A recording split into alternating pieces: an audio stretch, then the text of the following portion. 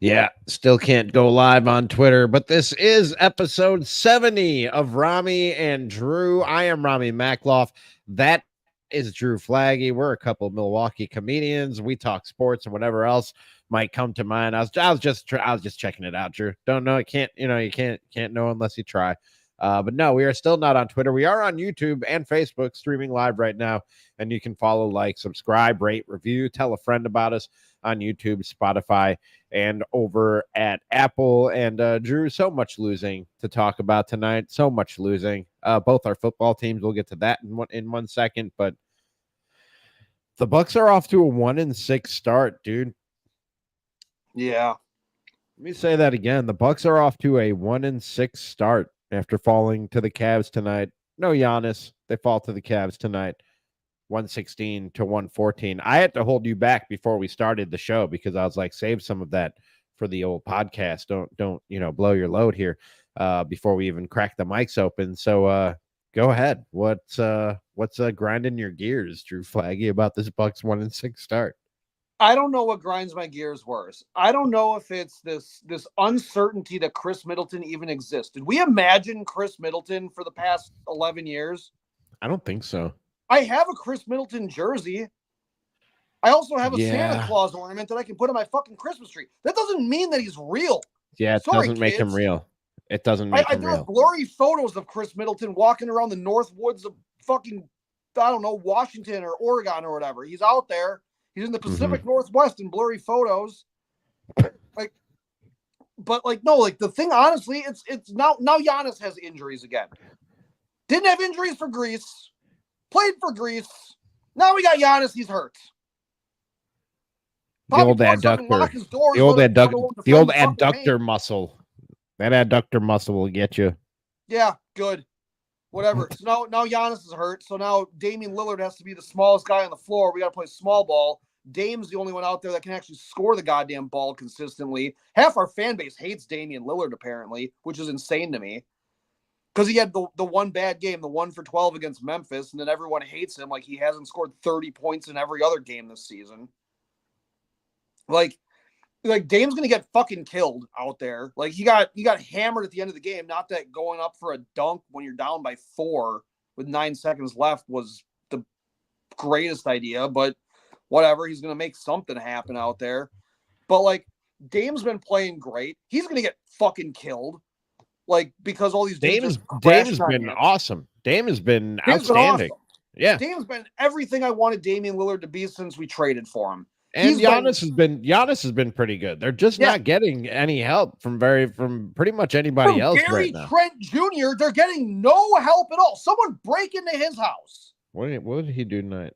I mean, he went 1 for 7. He had 1 4 for points. 7. He was 2 for 2 from. He somehow got a shooting foul. Dude, he might as well have not been on the court tonight. He might have been better if he wasn't on the court tonight. That was a big thing that we were actually discussing. I don't know if you looked at the group chat, but Doc Rivers pulled out all of our offseason acquisitions. DeLon Wright, how many minutes did he play tonight? DeLon Wright? He had 4 minutes. Wow. Yeah. You got benched for Andre Jackson and AJ Green, who played great, by the way. AJ Green was outstanding. Pat Connaughton got 22 minutes. So when are we going to stop with the heavy minutes? I know with Giannis out, some guys are going to get heavy minutes who you don't necessarily want to give them to. But we're getting a heavy dose of Pat Connaughton again through seven games, and that is not something that we want. No, but I'm going to say this. Pat Connaughton, for like the little stretches tonight that he actually kind of ran the point and he was point Connaughton, wasn't bad. Listen, he's the closest thing that I could probably call Stan Van Gundy on this team. He's a great basketball mind. He's got a great basketball IQ. I don't think his physical skill set is there. But Pat made a couple good. He got Bobby a couple great looks. Yeah, he was 3 for 4. He did have 5 assists. Tonight wasn't the worst night for him. No, it wasn't a bad night. It wasn't like something that'll jump out at you, but like the 5 assists were nice. Him and Bobby had a nice little 2-man game going. Like Pat would dribble, drive, and dump the ball off to Bobby. Bobby Portis played offensively pretty fine. I shouldn't make fun of the fact that his house got broken into. I'm just being salty. That's my fault. Honestly, tonight's game tonight's game is probably, I haven't been happy with any of the losses. The last two, I was on the Fan. What was it, last Tuesday? I was on the Fan in Milwaukee. By the way, back on the FM 105.7 FM, the Fan, 12:50 a.m. still, and your Odyssey app. And I was saying, Doc was talking about, he was basically saying, I don't like to talk about moral victories. I'm not going to say moral victory, but this was kind of a moral victory, and I'm not here for that, dude. Like, not with this team. Not when you have two of the best players in the world. And I still don't want to talk moral victory, but I feel a little bit better talking about that when you don't have your best player in Giannis and you're still without Chris, and you took a team that was undefeated down to the wire and had a lead late in the fourth quarter. Like, tonight was a game that I kind of expected them to lose. The effort that they put out there tonight, I was pretty pleased with for most of the game, given what they were working with. There was a lot of what I was pleased with. There was actually only, outside of like the outcome of the game, there was only one stretch that really annoyed me, and it was where we were actually getting a good amount of stops. And this was like when they had the lineup in. I forget who all five were, but Dame was definitely in there, I believe, and then Brooke and Ajax were in there. And the thing that pissed me off is that we got 4 consecutive stops, and we had 4 possessions on the offensive end that ended with a Brooke or Andre Jackson three-pointer. And those were momentum killers. If they worked that ball inside, if they tried to get Brooke down low somewhere, even if you were just getting Jared Allen away from anybody else, and just you could get that ball to literally anyone else on the floor. I don't like these Brooke Lopez 34-foot three-pointers. I was listening to, because I've been just trying to look at the tea leaves and try to figure out, are we missing something here? Like, what's going on? And somebody, like, one of the things I was listening to is that Brooke Lopez has still basically, for a three-point shooter, remove the fact that he's a center and a pretty good three-point shooting center, he is a way below average three-point shooter, and he's getting overhyped with the Bucks offense. This was under Bud, and it was under Griffin, and now it's under Doc, that he's being allowed to shoot more threes than he probably should be taking, because he's only a career 32% three-point shooter. He had 1 year. I don't know if he's being allowed to. I don't think his career shooting percentage really reflects the type of three-point shooter he is, because he transformed his game. So, but he didn't take the shooting. He didn't take a three until he was 7 years into the league. Yeah, that's what I'm saying. So the 3-point, the aggregate is not necessarily, and I don't know that they're letting him as much as they need him to. They need a big to stretch the offense with Giannis in there. They need him to be that. But Giannis isn't in there. No, that's true. Giannis wasn't in there tonight, but you're not going to change your whole game and ask him to do something completely different. Like, that's what he does. And playoffs. When you look at other centers around the league, yeah, 33% career is not great, but it's up there with some of the other centers who put up threes regularly. Again, when you have, and I would say, again, when you have other guys on this team who can also shoot, given Chris Middleton, I think the only things he owns by Nike are sweatshirts. I don't think he owns any basketball shoes or a goddamn jersey. Like, is he a coach? Is Chris Middleton a coach? I don't believe so. I don't believe he's slid over to the coach's chair. No. Because we're going to sit here and I am prepared to be without Chris Middleton until December 25th. We don't even play that day. I am going to say Merry Christmas on whatever, the 26th or the 24th, whenever we do play around that time. Because I don't think we're going to have him until December. I was saying we're going to say middle of November, the way it's looking right now, and there was this thing where he's uncertain if he's going to be able to run. This is like, dude, I don't want to. If I say Ben Simmons 3 times, is he going to come through my fucking TV and kill me like it's The Ring? No, and even when he does come back, Drew, we're gonna be kind of walking on eggshells about his availability. Get hurt again. That's what I'm saying. Dame has been very available for the most part since he came over, but he's had his own injury problems. And the last couple of playoff runs have ended with Giannis watching in street clothes. And I hate to say it. I love all 3 of those guys, and I still think you get all 3 of them on the court at the same time, and you're talking about a really good basketball team that has a chance to win a championship. But you're kind of putting eggs in a fragile basket the same way as those Nets teams we talked about that the Bucks eliminated from the playoffs when they won a championship. It's similar to that when you look at the availability of your big three, your superstars that you expect to put a lot of the weight of winning on. And those guys, I just don't, they haven't been available enough for us to really see what it can look like and to have a lot of faith that they can put it out there on a regular basis.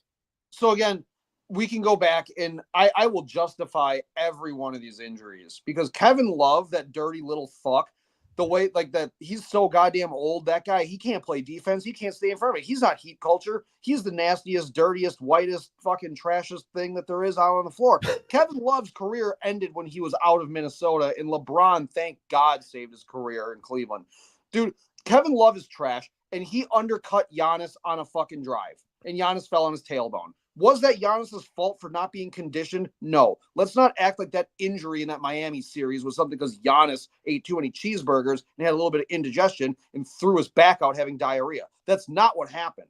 Okay, no. People like to act like this was a Giannis thing. It wasn't. It was Kevin Love being a dirty player, playing in a dirty system filled with a piece of shit like Jimmy Butler and Tyler Hero. Okay? Fuck Whitnell. I don't care if any of you listen. Whitnell can suck my balls. Nathan Hale all the way. Why are you costing us listeners, dog? What? Well, Taylor Swift can suck my balls too. How about that? And there's we'll get back on that one. There's no Swifties listening. Okay. You don't know that. Do you know how many women hear my voice and go, nah? It's all of them. She's at the Chiefs game right now, by the way. Yeah, good for her. Monday Night Football. And her mom is there. Cool. They're supportive. It's adorable. It's adorable. Anyways. I saw them celebrating a touchdown. They were jumping and hugging. Wow. Cool. Totes. Sports happen. Anyways, where was that? Okay, and then like the Chris Middleton, his ballerina ankles that are really fragile and tender or something like that. Like whatever he's doing out there, that's just going to be Chris Middleton. He's going to be having leg injuries. Whatever. And then so last year Giannis did have the injury, the soleus. That's I don't know. It's unavoidable, I guess, but like strength and conditioning or something. I guess you could blame that one. But then Damian Lillard. How did Damian Lillard get hurt in the playoffs? Because Damian Lillard was the best player in that Indiana series until he got hurt. How did he get hurt? Oh, Miles Turner stepped under him on a drive, and he rolled his ankle and fucked up his Achilles and still went out there and soldiered on. He still played the second half of that game. Limping. I'm not saying that these injuries are those guys' faults. I'm just saying that their availability has been in question. Then you know what? Did somebody come off the bench for the Bucks and chair shot somebody like it's the WWF? How about that? How about Bobby Portis? If you're gonna go take a shot at Miles Turner in the playoffs, crack him with a chair like he's the fucking Undertaker. I don't give a shit. Get your money's worth. Blade him. Do something to him. I don't care. DDT him. It doesn't blade matter. him. Take it easy. Do something to him. Just really get your money's worth if you're going to take the fine. It's a fine regardless. I'd like to see a Stone Cold Stunner. I'd like to see us win. I'd like to see a Wisconsin team win a playoff series. That would be cool. But like, anyways, there's like, and this is me bitching and moaning when we're 3 years removed from a championship. But these injuries, I'm not going to. Nah, but this is supposed to be better than this. That championship is in the past. I'm here to talk about this team. This isn't Kawhi Leonard. Oh, it hurts today. Maybe I'll play. Maybe I won't. Like, this isn't James Harden and Kyrie that, I can kind of play. I might not play. The Bucks players are trying to at least be out there. They're not load managing. Giannis missed 9 games last year, or 8 games last year. Dame missed 8 games last year. That was it in the regular season. Guys aren't load managing and not going out there because they're not playing. Now, Crimbly Bimblebombs over there, or Chris Middleton, his name's Chris Middleton, I think. Chris Middleton does this crap where he'll come off, he's gonna ball out, he's gonna have a bunch of games, he's gonna score 17 points, get 5 boards, 5 assists, with Dame and Giannis, and everything's gonna look like flowers and sunshine. And then Kevin Durant is gonna have long toenails or something like that, and Chris Middleton, he's gonna break his ankle again, and he's gonna be down for 20 more fucking games. So I think we're gonna see Chris Middleton. He'll play 32 games this year. I have no faith will be back before December. That would not be good. That would not. They're not winning a championship if that's the case. So we are going to sit here and we're going to go, well, we're going to, we got to wait for the full squad to get back. Well, it's like, well, we have perfectly healthy Gary Trent Jr. Why are you 1 of 17 from fucking 3? Oh, I can tell he's gassed having to defend guys like Donovan Mitchell. It's not an easy assignment. Donovan Mitchell's a really good player. But also, when you get the ball, when you have an open 3 and you have time to actually set up and take a shot, why are you bent over like you're in the fucking club and you're a thought trying to get a phone number? Because his back is arced real bad. He's twerking before he shoots a fucking shot. His knees look weak and his arms aren't ready. Something mom spaghetti. I don't care. It's like he looks terrible out there. He looks absolutely horrible shooting threes. And he's missing corner threes now. At what point, and you're right about Gary Trent Jr., he has not been a good signing thus far. We'll see. It's still early in the season. The one I was the most excited for. He was number 1 on my wish list. Yeah. At what point and I guess this is a 2-part question. And by the way, y'all can comment on the YouTube page. Please do like, subscribe, rate, review, and tell a friend while you're there. At what point do we start looking at Doc Rivers cockeyed, and what exactly can they do about that? Because you're not gonna change head coaches mid-season 2 years in a row, are you? And have 4 coaches on the payroll. I think you're pretty locked into Doc here, and I don't want to make the coach the scapegoat. There's plenty of problems here for this team, but I mean, they've played as many games with Doc as the head coach as they did with Adrian Griffin, and they had more wins with Adrian Griffin. That's the bottom line. This thing was supposed to get better with Doc, and it hasn't to this point. And I am starting to wonder if this is, again, not to scapegoat the guy, and Doc is a very accomplished head coach in this league, but just wondering if this was the right hire, the right fit for this particular group of guys, and why it's not working. It's not resulting in wins. I gave him a lot of time last year where I was like, okay, coach coming in mid-season and all the injuries that they dealt with throughout, that's a tough thing to deal with. Hard for him to get this thing back on the railroad tracks. But you had a whole off season and a whole training camp and a whole preseason, and here they sit at 1-6, and you got Giannis saying we don't really know what our identity is. That's concerning to me.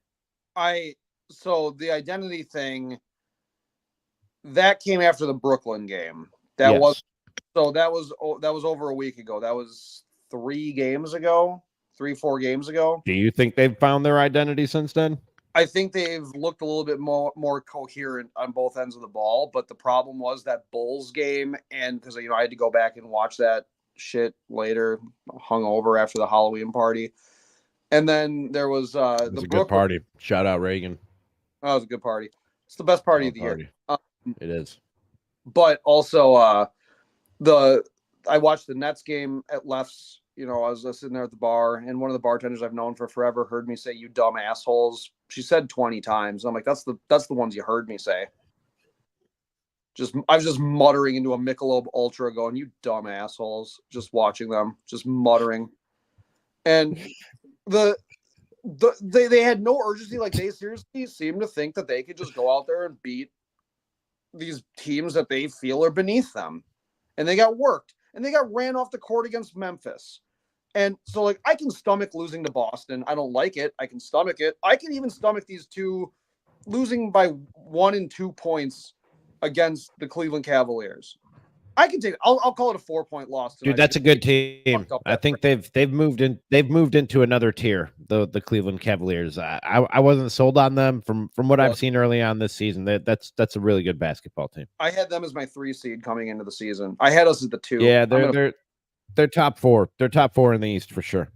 Yeah, they're a really good team. When they were able to Garland and Mitchell, and I've been a big Jared Allen fan. Actually, I like him a lot. I think he's a great center. He's a good classic center, and I actually like Mobley and Okoro also. There's a lot of pieces on that team that I really like. But those teams don't bug me to lose to, especially early in the season. When you're trying to figure things out, that's fine. But when you lose to when you piss away opportunities, basically, it's the opportunity cost of losing to the Bulls and the Nets and the Grizzlies, Those are not teams you should be losing to, especially when the Grizzlies are also missing their probably third best player, Desmond Bane. He was out. You got a bunch of their creative players that no one knows what their names are, not even the players on that team. Those guys are all out, and you still lost to them.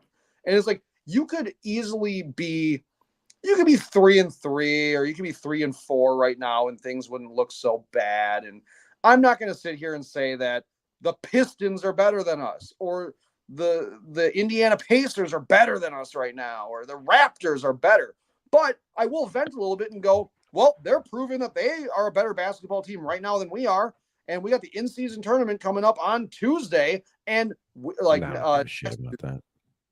And guess what? We got to play Toronto. And I'm sitting here wondering, is Scotty Barnes going to give us the business? Is this going to be the Gary Trent Jr. revenge game against Toronto or something? Are we going to somehow, I don't know, are we going to somehow unlock something on Gary Trent when he has to play his old team that didn't want to give him a league minimum contract? Like, what the fuck? Like, what are we doing? Like, so it's like, honestly, we play Utah next, right? I believe so. Yes, the Jazz are next. Terrible. Yeah. They're a terrible basketball team. They should be ashamed of themselves just the same way we are. Like, they have professionals on their team. So maybe we can go beat Utah. And you know what I would do? I would start AJ Green or Andre Jackson. I don't give a shit which one of those two they start at the 2 guard, because it's not worse than Gary Trent right now. Dude, both of those guys have flashed some pretty good minutes off the bench this year. And that's another silver lining in all this, because they do need some bench production, and Bobby is not it right now. I mean, he will be. He's a 6 man. He's a 6 man of the year contender, and he'll sort of find his niche as he does every season. But you've talked about it. His minutes have not been great and haven't been all that productive up until now. They need somebody to step up on the bench, and AJ Green and Andre Jackson Jr. have been pretty good.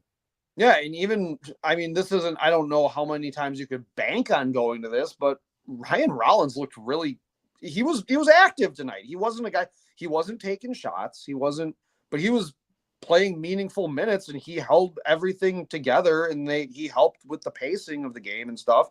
Like, I know he's a two-way guy, so he's going to be up and down and stuff, but like, I like the minutes that Ryan Rollins got. There's no reason that guy should be slotted in over Gary Trent Jr. That's my big issue, is that when I got to start looking down at the deep bench going, should AJ Johnson be in here? Should fucking Tyler Smith be in here right now? It's like, dude, you're a veteran player and you've played with Damian Lillard before. Like Gary Trent. Like, you need to, like, you got to do something, man. Like, there's got to be something. Like, I just don't know. Like, there's just no part of his offensive game that's translated onto this team, which annoys me, because, like I said, he was the guy I was most excited for us to sign this year. That's one of those things, though. There are a lot of things and this is similar to something I've said about the Bears so far this year, and we'll talk about that in a second. But there are things I do have patience for in terms of their struggles when it comes to the Bucks, and there are things I don't have patience for. This is a guy trying to find his niche, in between Giannis and Dame, and theoretically Chris Middleton and Bobby Portis and Brook Lopez, guys that have been here and guys that have done a lot of things in this league. And you got, when you're Gary Trent Jr., you got to just kind of come in and try and find where you fit in, and not necessarily, go out and do your own thing or play your own game. You have to play within their game. And I'm going to give him some time to sort of figure that out. By the way, I was slightly distracted while you were talking, because Patrick Mahomes went down with a non-contact injury, and it did not look good. He did it while he was throwing a touchdown to tie the game, and it's 17-all if you're listening or watching us live right now, but it did not look good, and he's on the trainer's table right now. He tried to stop short, and I don't know if it was his ankle or his knee, but like his whole leg kind of buckled under him, and then he just sat down and held his leg, and then was helped off the field, and is now sitting on a trainer's table. That's the Swiftie curse right there. Wow. I blame her mom. Not Mama Swift. Don't go after Mama Swift on the podcast. Yeah, I'll go after all of them. I don't get us murdered. Dude, well, on Thursday, speaking of like music that just should hurt most people's ears, When I was at the gym, dude, I was like for Halloween, I was straight up listening to Rob Zombie while lifting weights, and that was fire. That's getting in the spirit of things. Dude, I was so spooky lifting, dude. I was becoming a monster. It Hey, was I do want to talk football, and we literally we're limited in time tonight, Drew, because we've used almost all the memory that I have in StreamYard. I need to go in and delete some of the older pods for us to do more of these in the future. So we're gonna get cut off at like the 50-minute mark when we're almost at half an hour. Just to let folks know what's going on here. I should have done that you were gonna out of your head. You're like, oh, my internet tank, I didn't fill it up. And No, my internet tank is totally full. We're just about to run out of memory on StreamYard, which is the website that we use to stream this show. And I should have done that before I came on, but I was trying to get this thing started, and here we are. So we have about 25 minutes left. But did you read Jim Ozarski's article last week in JS Online about like the big picture? Long term when it comes to the Milwaukee Bucks. Did you catch that at all, or catch me on the fan talking about it? Yeah, he does share that a couple of the groups that I'm in, so I did. Okay. I do read his stuff, just because he's a sane person that doesn't make me. I had Jim on the show to talk about it, and what I took away from that article, and he confirmed that this is kind of what he took away too, just reading between the lines and sort of some comments from Wes Edens and sort of translating those from owner speak to what it might actually mean. This team might look very different by next year. Like as soon as next year, this team could look very different. But one thing, unless these two guys decide to force something different than what I'm about to say, Giannis and Dame are part of the Bucks plan. They're gonna build this thing around Giannis and Dame for the next 3 years, at least 2 years, maybe 3 years. Brook is a possibility to go. Chris Middleton is a possibility to go. Bobby, any other major piece that you can think about on here. But as far as the ownership, the management, the brain trust of the Bucks, they have freed up a lot of cap space and a lot of roster space beyond this year. If they want to move on from Brook, they could stick with them. If they want to move on from Chris, they could stick with them. But these are all moving parts that they can change if they want to, and they'll have a lot of money and resources to do it. They're out of the first apron, much less the second apron when you talk about the what's the word? The luxury tax. Yeah. So this could look very different, but I think if you're somebody who, loves Giannis and loves Dame and was excited that they paired those two guys together, I think you can again, unless one of those two guys tries to force something different, you can count on that being the duo that this thing is built on for the next 2 to 3 years. And that's what it should be. And when Giannis made those comments that everybody got freaked out about, because Giannis was, being kind of silly, but also every funny joke has a hint of truth in it. And when he said, they might trade him, I don't think Giannis believes it. I said on here, I didn't believe that Giannis believes that they would actually trade him, like outright just start shopping him. Now, if he went to them and said, I gotta go, I think they would help him out, in that way or something, and they would accommodate him. However, I do think when he said, they were going to trade him, it's like, well, it's like being kind of like self-deprecating and, kind of being a comedian about it. But that means Middleton might be gone. Like, it's like we can't have deuces on the bench right now doing nothing. Okay, we can't be relying on you going, well, when he comes back, well, when Daddy comes back from getting cigarettes and milk. Well, it's like, well, what if he doesn't come back? What if he's not back? What's he doing? What is anybody doing out there? It's like, because we're relying on you and you're nowhere. Now, there are names out there that I can start throwing out there. Brandon Ingram, that I would love for the Bucks to go try to get if they're a free agent, especially I guess New Orleans is looking at probably trying to sign Brandon Ingram, but if it doesn't happen, if BI doesn't, can you, I don't know, can you try to steal Jeremy Grant away from Portland too? Can we just keep using them as our minor league team? I'd be fine with that. I'm a fan. Over here. There are things like that it's like we could go and start giving players away. And the thing that sucks is it's like I would love Chris Middleton to retire a buck, but the problem is if that contract is going to be that big of an issue and he's got 1 year left on it, I'm sorry, dude. We can't have you being dainty on the bench. Yeah, and I think you might be right You're in terms of good years. I mean, can Damian Lillard go be a Navy SEAL again next summer at 35 years old? no. I mean, at some point the decline starts. But I think you're right in that Giannis's message and what he said when he was like, "Hey, if we don't win a championship, they might trade me." What he was saying is like they're going to change something if they're not just going to keep on running the same guys back out there year after year and not bring home a trophy. Like they're going to change something is kind of what Giannis's message was there. It's probably not him, but they're gonna change something. He's right.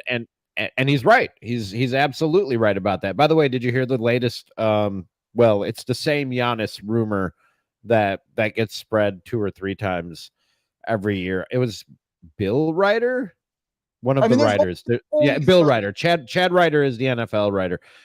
Bill Ryder said Giannis could force his way out of Milwaukee as soon as this season. And Drew, did you see the report, or am I the first to tell you of this?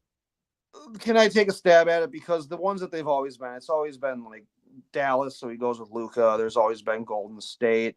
I don't know who this guy is that you're talking about, so I'm going to assume that this is like a really stupid fucking team. This isn't going to be the Knicks. No, it's the same ones you always hear. It's Miami, New York. Oh, so that's what they're saying. Miami and New York. Those are his preferred trade destinations should he force his way out of Milwaukee.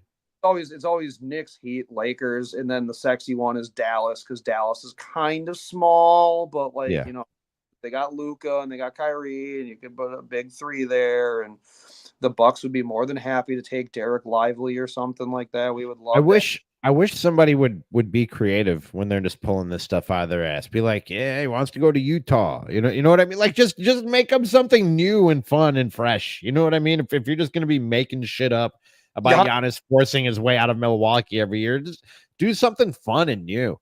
Giannis and Dame took their kids trick-or-treating, and Dame was talking about how fondly, he remembers his time in Portland, and Giannis forces his way to the trail.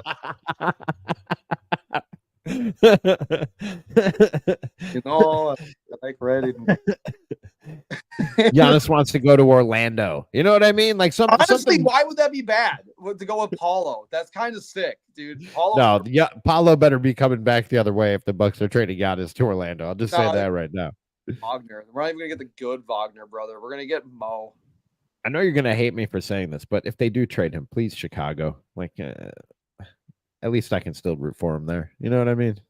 I can go back to being a Bulls fan. I can just jump right back on that bandwagon. Wow, dude, we can get. Wow, I can't wait to get fucking Patrick Williams. I need another dipshit that pointers on my team. I hate that basketball team so much. I'm still a fan. I'm still a Bulls fan, but God, do I hate? They're just not a serious organization. God, do I hate them? I fucking hate them so much. All right. Well, speaking of unserious organizations, football is stupid, and I hate it, Drew. This is a new segment on the Ramie and Drew show. Gloves. Bryce Terang and Sal Frelick won Gold Gloves.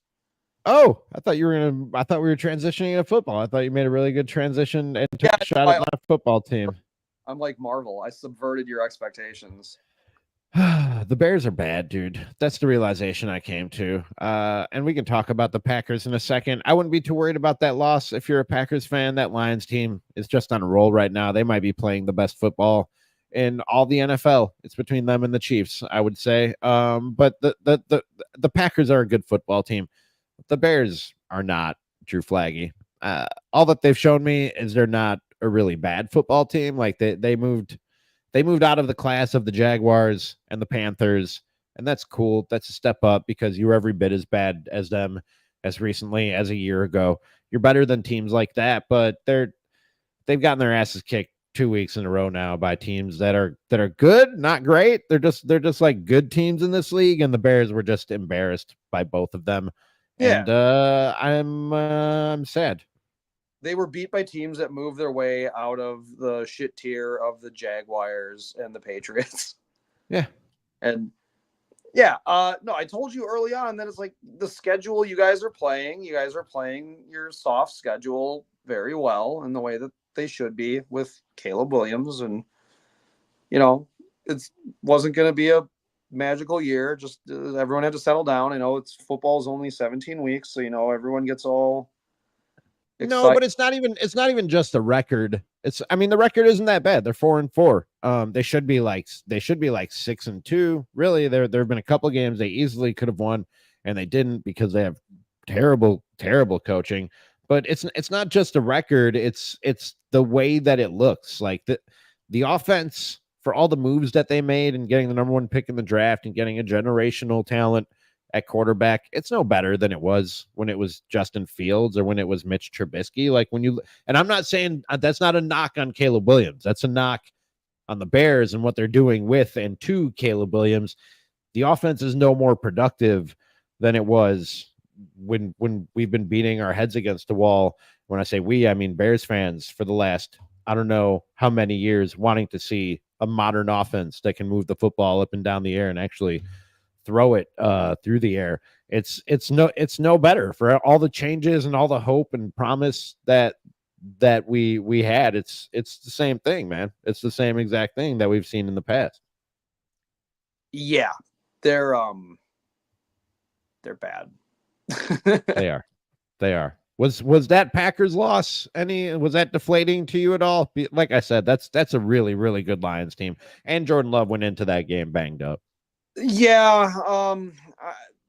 So I watched the game. I stopped over at my parents' house to watch the game yesterday because I was invited by one of their friends. They didn't even invite me. My dad's invited me over.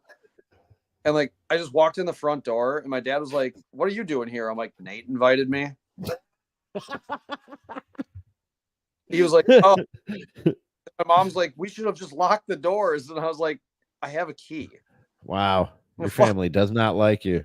I don't care. No, they probably didn't like that I came straight from the gym to watch football. Oh, So. you were in your basketball stuff, weren't you? And you smelled bad. Yeah. All right. Yeah. You can't. All right. We already had this conversation. You can't just keep showing up to social functions in your hooping gear. And well, I was invited while I was at the gym. There are showers and lockers at the gym where you can wash yourself and change clothes. The thing is, I planned on coming home.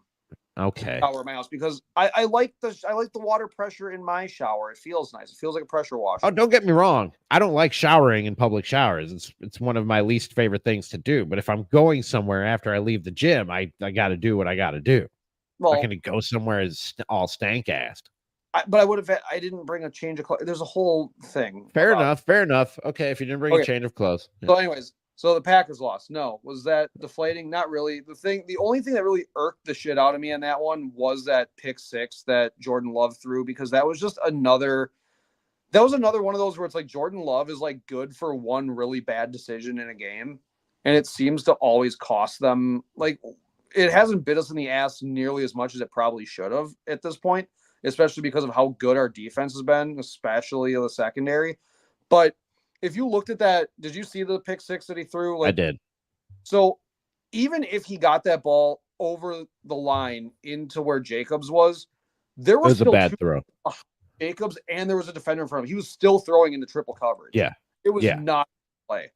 It was just he's done that where he's gone deep into triple coverage. He's tried to thread into like double coverage. Like, it's just he's there. There are times where it's like he's good enough to.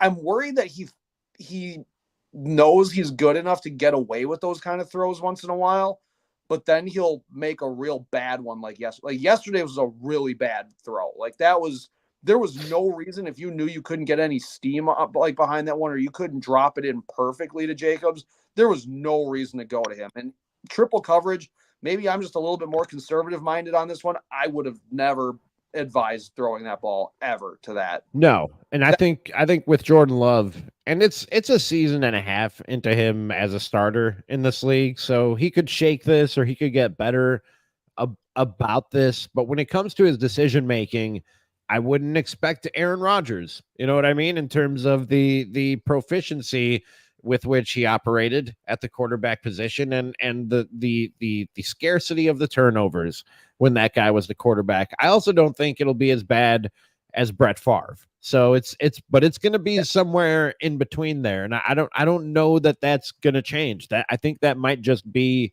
in his game, that he's going to take some risks and make some dumb, what a lot of people would call dumb plays at the quarterback position. I think you might just have to be ready to deal with that after not having to deal with that for a very long time with Aaron Rodgers as your quarterback. Well, I'll even say this, like I was literally. You should be used to it. Like, it wasn't that long that you're watching Brett Favre give the other team the football with regularity. I was literally on my phone on NFLshop.com looking at what kind of Jordan Love jersey I wanted to buy, and he threw that pick six, and I put my phone down, and I'm like, that can wait. Just close the window. You're just nope. It was literally like one of those things. I'm like, well, that was a $150 interception you threw there, Jordan. Like, don't do that again. Like, that's just money the corporation's not going to get from me today. Yeah, I think the Lions are the class of the division. I think they've separated themselves from the pack, so to speak. No pun intended. They've separated themselves from the rest of the division at this point. Yeah, they're really good. Did you see that video that somebody made where it was like the NFC Northwoods or whatever, where it was like a horror movie thing where it's all the playoffs run through the NFC Northwoods, and it was like doing all the horror movie tropes. It was like a very cartoonish thing. Did you see that one? I saw that. No. Okay, I got sent it by like 6 people on like Instagram, and it's really funny because it's like all of it's like all of like the shit that's going on in the NFC North. It's like you have like players like walking through like the woods, and they're like, we're gonna go to the playoffs, and then they get serial killered by like all of like just various layers of, like it's almost as good as what Game of Zones used to be for the NBA. That was pretty good. That's pretty good. I think it's animated the same way too. So it's by the way, Patrick Mahomes is he's fine. He just led them on a game scoring drive to take the lead with under 3 minutes left. DeAndre Hopkins' first touchdown reception from Patrick Mahomes. Again, if you're watching us live on Facebook or YouTube, if you're watching this on YouTube or listening on Spotify or Apple, you already know that happened, and I just wasted your time, and I'm sorry about that. You just wasted a minute's worth of our bandwidth for Spotify.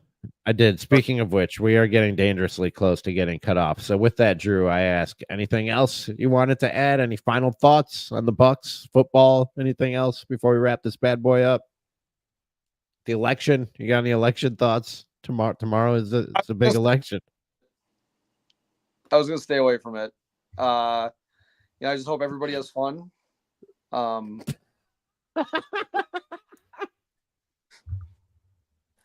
It's just, maybe leave the grill lighters outside, everybody, like, just no matter what happens. Just be cool, everybody. Just be cool. You know what I mean? No, just be cool sounds like you think your side just lost. Just be cool.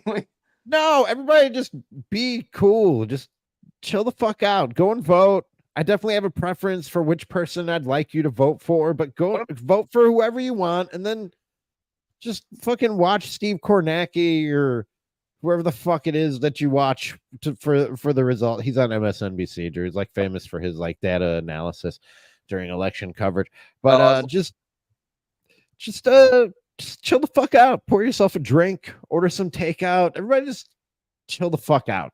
All right. Well, I wouldn't order takeout until we know the results of the election, because prices could go up or down. So maybe cook at home tomorrow, everybody.